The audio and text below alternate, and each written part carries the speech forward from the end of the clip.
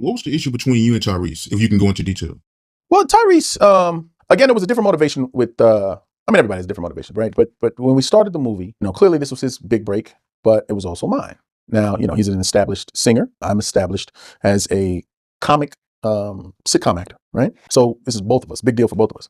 But our approach was different. I spoke a little bit about acting and tools that you use and ways that you think about lines and how to deliver them and so forth and so on. So there's all these choices that you have to make as an actor, but none of them involve making friends, in my opinion, at that time, right? So I'm just like, bro, yeah, I remember him. It's funny, it's similar to Merlin. First time I met him, he was on Hanging with Miss Cooper. And, to circle back 4 or 5 years later, whatever it is, and now he's got cast as the lead role. And I clearly know my role is like, bro, you got to be that strong anchor next to this guy who we don't know. I don't know. I didn't know what to expect. But I thought he did a fantastic job. I really thought he did. But before we got there, his approach was, we're supposed to be best friends, so let's go be best friends. Now, with me, like I said, I got a circle. I got my people that I f with, and that's just, it is what it is. And with him, I think, it wasn't like he was like, let's go hang out and go have some drinks and da-da-da-da. I'm like, I've been with that. His was more like, come to my house and let's run lines and stay over and da-da-da-da. And I was just like, but no, that's work. I'm not trying to work outside of work. Like, we can go come to my house. And he's like, all right. He shows up at my house, and I got a house full of people. Living room, at the pool table, they can do a little bit of, you know what I mean? Shoot dice in the corner, smoke weed for his women, you know what I mean? It was one of them. And he was just like, nah, this, is there any way we're going to be alone? Like, and I'm like, but I saw the way he was saying it. Like, can we talk real quick? Let me holler at you type of shit. I said, yeah. And no bullshit. I said, follow me. And we got in our cars and we drove to a park. And we call it Rattlesnake Park. It's up in the valley. I lived at Northridge. And this was up right above, anyway, but it was near the house in Northridge. And we walked up the hill to the thing and turned around and squared off. And it was like, you got something to say, get it off your chest. Ain't nobody around to intervene or talk. Let's talk like men. And he said, well, I don't appreciate how you're not helping me out with this or reciprocating what I'm trying to do here. I'm trying to do it. And then it was bucking up. And I was like, okay, well, this is how I'm going to do it. And this is how I want to get down. What else do you want to do about it? And he went, all right, I'll see you on set. And I said, yes, you will. And he went, got in his car, and I went and got in my car. Was no fighting, no touching, none of that shit. Two men getting it all out. Well, what you want to do? What you think I'm going to do? Oh, sorry, man. I'm trying to, no. What? And he's like, yeah. And I'm saying, fucked up, we're done. I came to tell you, this is what's up. I said, all right, I hear you, this is what's up. And we looked at me, and we both like, all right, I see you, and that's it.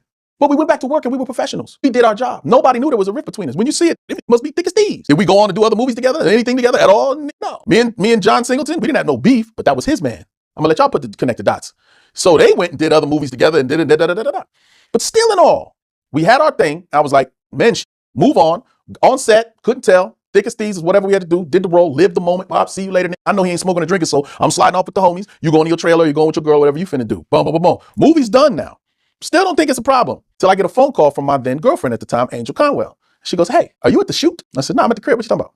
She said, they're doing a music video for Baby Boy right now. I was like, shut the fuck up. I said, where is it? Compton somewhere? Or maybe South Central? She said, it's in Northridge, next to your house, right now. And I loaded up the truck, pulled up on the grass, jumped out, speakers banging, hopping, stopped there out on the basketball court scene. So it's everybody's out there. Whole stops like, who's this thing?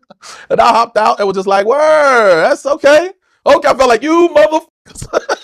Okay, you gonna do this to me? Up the street, huh? Like John Singleton walked through everybody. What's that, sweet P? Gave me a little, all right. Tyreese is like, oh, P. He's, oh, what's up? Trying to act like you invited me or something. Knock it off. Where's Snoop? Snoop's in the trailer. I go to Snoop and I just be knocking on, what's up? Oh, come in here. We smoking this shit. And I kind of express like, damn, some wild shit. Snoop don't say nothing like, oh, he did this or he did that. He just like, what's up with you, man? Smoke this, da-da-da-da. And I'm thinking about, should I say something like, yo, what, these motherfuckers? But no, I just smoke with Snoop. That's it. We smoke. Maybe, I don't know, 20, 30 minutes went by. I was like, all right, my nigga, good to see you. Yeah. All right, nephew. All right, my nigga, peace. Walk back. As far as he knew, he probably just figured I was about to go down and get in the scene or something. I don't know if everybody really knew what was up. You know what I'm saying? But I wasn't there and everybody else was. Now I'm walking out. One of the homies, Tam, was like, yo, what you doing? Throw on some clothes, hop in there. I was like, nah, man, I'm good.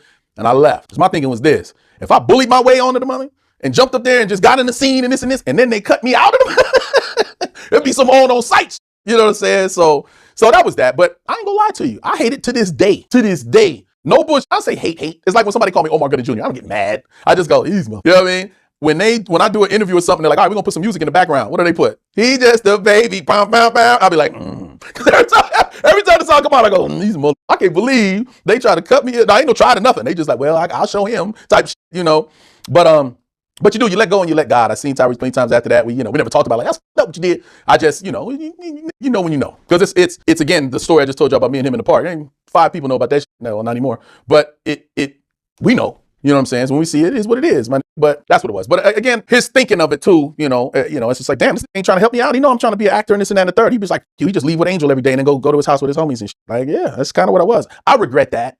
Because people in pretty much any field of business, if you're hiring somebody, sometimes it's based on if they've earned it and and their skill set and their resume and all that. But other times it's just based on, do you want to hang with this person? Do you want to be around this person for weeks and weeks and months and months? And I can choose who I cast and who I hire. Do I want this, or do I want somebody that's cool to hang around and blah, blah, blah. So it's important to be social and get in those clicks. Look at Tyreese. He was social with John Singleton and they wound up doing 2-3 more movies together. You know what I mean? So I should have been, hey, what y'all doing tonight? What's going on? I'm hanging out. Hey, let's chill it up. But I wasn't. I was about my business. So I'm like, I got to nail this. I ain't got time to socialize. We socialize at the rap party, homie. Right now, I got to do what I got to do. And I regret that. So now when I do projects and stuff, I make sure, even though I'm not a morning person, as early as the call time is, I'm, hey, how y'all doing? Get some coffee. Y'all good? To cameraman, and like everybody, which I'm pretty much, I am that way. But I do make an effort more. You know what I mean? And if I come off as an asshole the first morning, by the end of the day, I'm like, yo, by the way, I'm sorry, I'm awake now. Everybody's getting talked to. I'm saying hello to everybody in here. Y'all good? So I'm not that guy. Yeah, no. Because you don't want that reputation. And I think I had that for a while. I had representation, meaning agents that have been fired, that have, I believe, messed with a lot of relationships that happen behind closed doors. I've had lots of producers and directors say, man, you never got that offer I sent you for my shit? I can't believe, or they didn't even lead with that. They would just be like, man, I'm sad you didn't take that offer for this, blah, blah, blah. And I'm like, well, offer for what? What was it? Oh, we just finished filming, but you would have been great. Look at this. And we had this, and now we're getting this. I'm like, what the f? And I call my agents like, what the hell? And they're like, oh, no, we didn't feel that would be right for you. I'm like, listen here. I think we have a problem with who works for who. You get 10%. Send me everything. Let me review it, and I'll tell you what's right for me and what's not right for me. I'll tell you what to pass on. You don't just pass on. But a lot of these things happen behind closed doors. Agents have to have bargaining power. They have to say, my client ain't gonna take this, so you better change this, or you gotta do this, and and so forth and so on. But if they know that I'll be like, let me see, no, what they talk about, we'll take it. You know what I mean? Like, oh, they didn't meet the quota or they didn't meet the white price. Yeah, but this is good shit. And this could potentially help this and help this. Listen, I got music to promote too. These rappers, you know what I mean? So there's been a lot of relationships that have been damaged that I have no control over. I can only control what I can. But I've definitely learned from, I would call them, mistakes in the past as far as dealing with people.